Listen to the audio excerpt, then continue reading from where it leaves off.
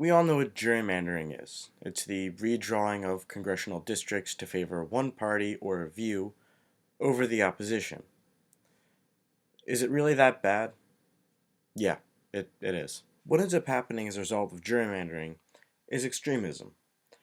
Because the independent districts become more extreme, they'll only elect extreme people who are running, the extreme candidates. That will lead to your do-nothing Congress, which is the problem we have today. The extremists, of course, hate compromise. They don't want to do it, they want their way and nothing but their way. Previously, the independents were there. They would bridge the gap between the two groups and bang out a deal. That's how it's always been before. That's how it should be. That's what worked. With the death of independence because of this gerrymandering, that's not happening anymore. The extremists just sit on their little corners of the room, yelling at each other, and then not actually doing anything. So before we get into the solution, let's first go through the legality of it all. Now, first, let's start federally.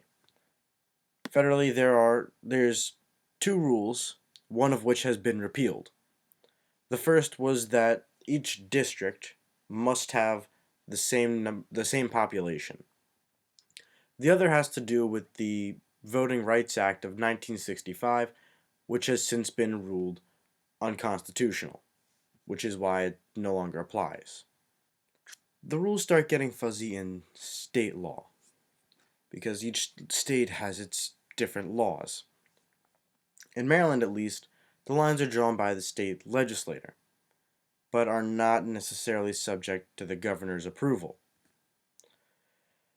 Now, it's pretty obvious why this isn't exactly good. Each party hates each other. One party gets a significant majority, they can essentially throw out the other party. Well, there goes democracy. Thankfully, there is a solution. Hooray! The solution comes from a guy named Alan Lowenthal, who is a Democrat in California.